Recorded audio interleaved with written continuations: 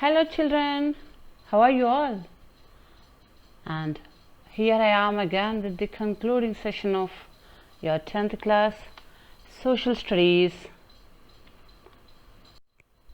second chapter, Ideas of Development. And here in this video, in this session, we are going to discuss some more ideas of development, some more aspects of development.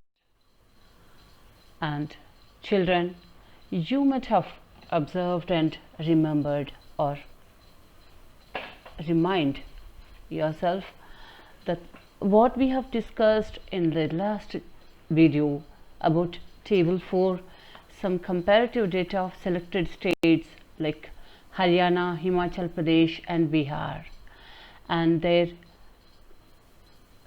per capita income and IMR, that is infant mortality rate and literacy rate, etc. And when comparing two states or two areas in terms of development, we have to also remember that along with the concept of income, that is per capita income, we also consider some more things to finally conclude that which area is more developed and which area is less developed. Now, considering Haryana and Himachal Pradesh, or comparing these two, how is it that the average person in Haryana has more income than the average person in Himachal Pradesh but lags behind in these crucial ways or crucial areas? The reason is money in your pocket cannot buy you all the goods and services that you may need to live well. Income is needed but not alone. So, income by itself is not completely adequate indicator of material goods and services that citizens are able to use. For example, normally your money cannot buy you a pollution-free environment or ensure that you get unadulterated medicines unless you can afford to shift to a community that already has all these things. Money may also not be able to protect you from infectious diseases unless the whole of your community takes preventive steps. The best example for this in this time is COVID-19 pandemic. And now,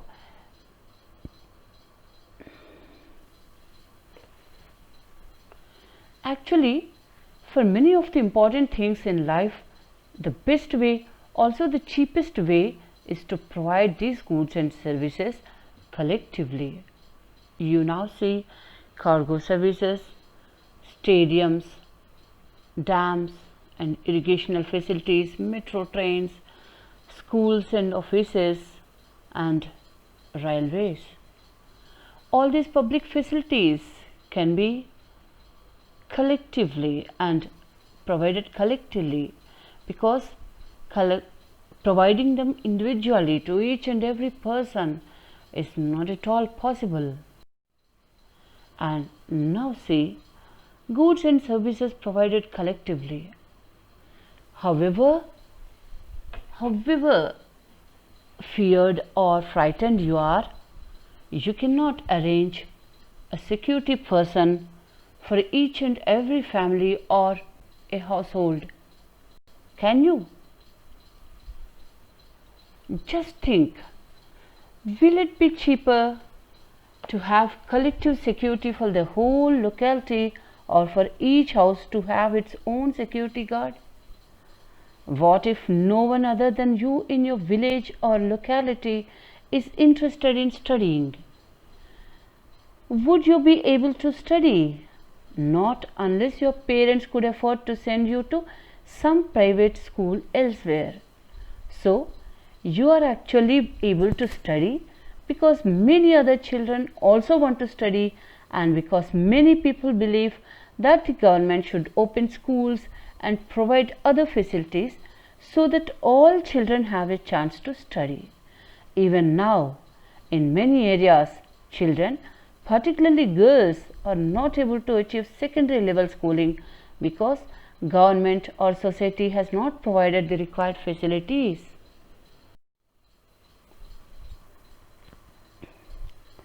Some states have lower infant mortality rate because they have adequate provision of basic health care and educational facilities.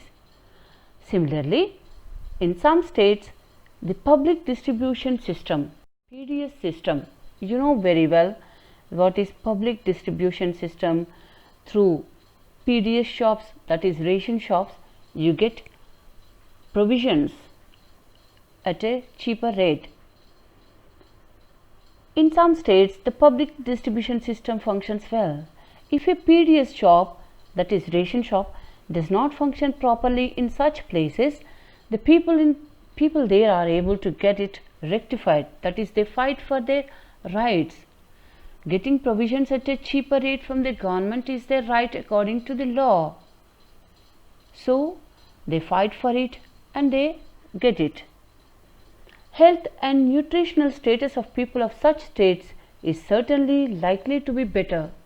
Those who are fighting for their rights, they are getting it properly and they are being very healthy and nutritionally well. Okay, now in such cases, do you understand how important education and health care are? So, considering such aspects, every year Human Development Report is prepared and given to the countries or states of the world. What is it given for? What is it released for? Let us study. Human Development Report. When we realize that even though the level of income is important, it is an inadequate measure of the level of development, we begin to think of other criterion. There could be a long list of such criteria, but then it would not be so useful. What we need is a small number of the most important things. Health and education indicators, such as the ones we used in comparison of Kerala and Punjab, are among them. Over the past decade or so, health and education indicators have come to be widely used along with income as a measure of development. For instance, Human Development Report published by United Nations Development Programme UNDP compares countries based on the educational attainment of the people, their health status and per capita income. Now, it would be interesting to look at certain relevant data regarding India and its neighbors from Human Development Report 2017. Some data regarding India and its neighbors for 2017 show us that neighboring countries like Sri Lanka, Pakistan, Myanmar, Bangladesh, Nepal, which are considerably very smaller countries with less population and less resources, have made it very well in the Index of Human Development Index report than India. Do you believe? Sri Lanka, which is a very smaller country than India, has a per capita income in US dollars as 11,326, and where India has a per capita income, that is average income per head, is 6,386 only. And life expectancy at birth, Sri Lanka, that is a person, a normal average person will live, his life expectancy is considered as 75.5 years, but whereas it is in India as 68.8. it is way far behind than Sri Lanka, Bangladesh and Nepal, which are very much dependent on us for too many things. And literacy rate also is very much higher than India in those countries like Sri Lanka and Myanmar. It is 92.6 for Sri Lanka, whereas it is 93.1 for Myanmar. And with these facilities or with these ranks, Human Development Index of these countries is also very better than India's. Like Sri Lanka stands at 76th rank, whereas Myanmar ranks at 148th rank, Bangladesh ranks at 136 and Nepal at 149. All these are very nearer to India, which is a very vast country with a big population number and also with secured government and huge population, huge human resources, and all other resources are also rich.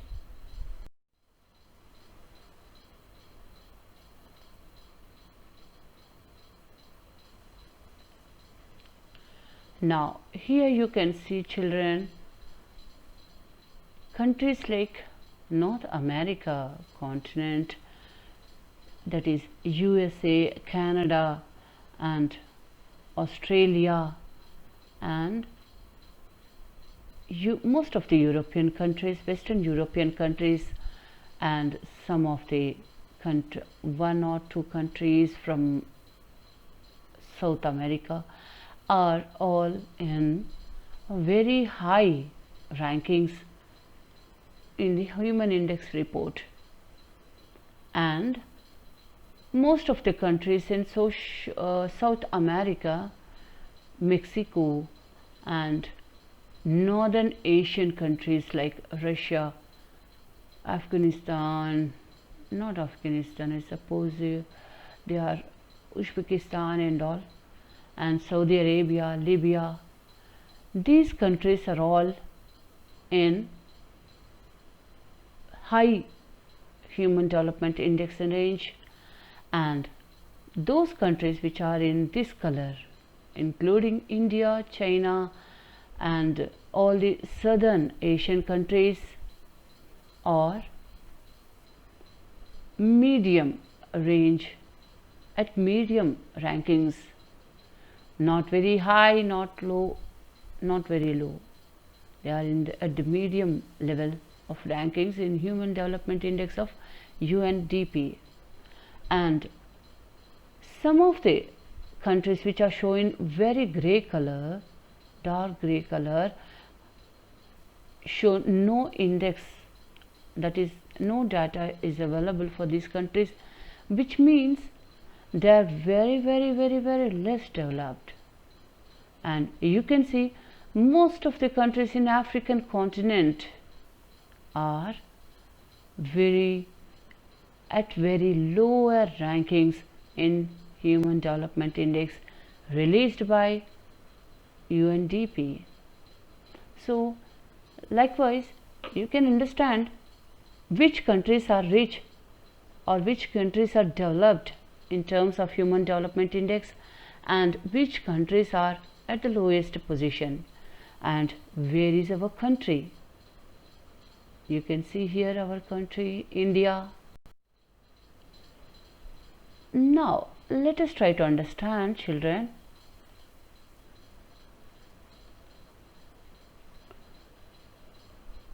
what is HDI and what is HDR. HDI is the ranking given to each of almost all countries of the world in development.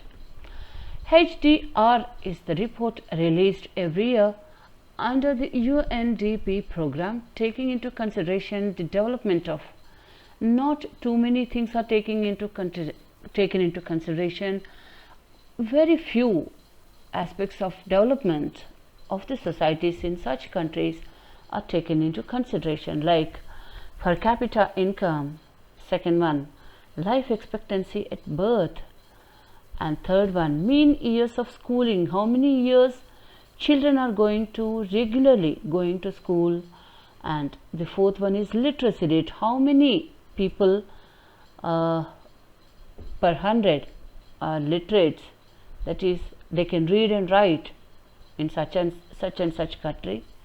And fifth one, but not the least one, it is the most important one only, healthcare facilities in such countries. And sixth one, gender equality. Gender discrimination is a big important aspect of development, because when gender discrimination, or for that matter any type of discrimination, if it is present in one country, people cannot develop properly with even speed. Now, some countries are ahead, while some are still lagging behind in terms of human development indicators. Even in our country, not all states are developed equally. Some states are better indicators of development, while some are not. Even within the state, some districts are still way far away from the development. The HDA rankings make us concentrate more on certain aspects of development in such areas. You have seen in table last video, the state of Himachal Pradesh is more ahead of some other states in aspects of education, though its per capita income is far less. Now, it has some interesting insights to offer, particularly how many factors need to come together to make a change possible. Development is indeed a complex phenomenon. You cannot understand it very easily, because in some states some aspects will be very much developed, and in some aspects some states are far developed. So at the time of Indian independence, like most other states in India, Himachal Pradesh also had very low levels of education. Being a hilly region, you know very well that children Himalayas stand through or go through the state of, or extended through the state of Himachal Pradesh. In the first lesson you have already learnt about it, you know. Now, with low density of population in many villages at near the hills and mountain ranges, people reside in very less numbers, because you never know what the atmosphere or what the climate will be at such places. And with low density of population in many villages, spread of schools, particularly to the rural areas, appeared to be a big challenge. However, both the government of Himachal Pradesh and the people of the state were keen on access to better education. How to translate this aspiration to reality for all the children? The government started schools and made sure that education was largely free or cost very little for parents. Further, it tried to ensure that these schools had at least the minimum facilities like teachers, classrooms, toilets, drinking water, etc.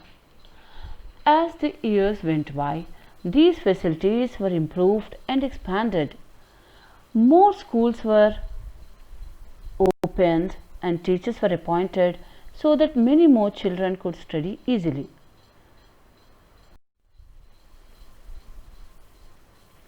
In the year 2005, the average spending on education by the government in Indian states was rupees 1049 per child. On the other hand, Himachal Pradesh was spending 2005 per child.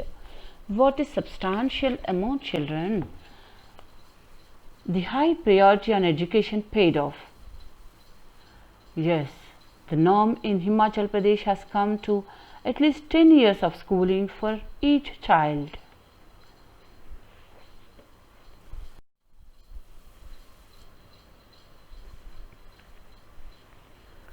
And one may wonder why the gender bias is less in Himachal Pradesh as compared to other states. Besides education, this can be seen in other areas as well. Child mortality, children dying within a few years of birth in Himachal Pradesh is lower for girls than boys, in contrast to most other states. One major consideration is that many Himachali women are themselves employed outside the home. Women who work outside the homes are economically independent and self-confident. They have greater say in household decisions, including children's education, health, birth, upkeep, etc. Also, being employed themselves, Himachali mothers expect their daughters to work outside home after marriage. Schooling, therefore, comes naturally and has become a social norm. Now, let us say the progress in Himachal Pradesh. It has been seen that Himachali women have a comparatively high involvement in social life and village politics. Active Mahila Mandals can be found in many villages. The comparison across two different years is indicative of development that has happened. Clearly, there has been greater development in schooling and spread of education in Himachal Pradesh than India as a whole. Though there is still difference in the average levels of education among boys and girls, that is across genders, there has been some progress towards greater equality in the recent years. Now, in the above table, you can clearly understand that percentage of girls who are 6+ years with more than 5 years of education is for the year 93 it was 39, whereas in 2006 it was 60% for Himachal Pradesh, and for the same point the Indian calculations for the year 1993 was 28%, and for the year 2006 was 40% only. It's very far behind the India as a whole is very much lagging behind Himachal Pradesh rankings or Himachal Pradesh percentages. Now you can also understand that percentage of boys who are 6+ years with more than 5 years of education is also higher, though there is a very much big gap between percentage of girls and percentage of boys in terms of schooling. Still, it is very far ahead in comparatively with Indian rankings. So, clearly there has been greater development in schooling and spread of education in Himachal Pradesh than India as a whole. Though there is still difference in the average levels of education among boys and girls, that is across genders, there has been some progress at least towards greater equality in the recent years. Now, you have to consider whose development you are striving for. You are striving for the development of the poor who are underprivileged and who need support from the government more and more in the areas of food, health and education. So, government has to spend more money on education, healthcare and food through MDM or PDS. Then only after educating the girls only, properly, we can eradicate the evils of the society and we can build a beautiful and developed society and developed India. Now, thank you, children. All the best for a bright future. Thank you once again.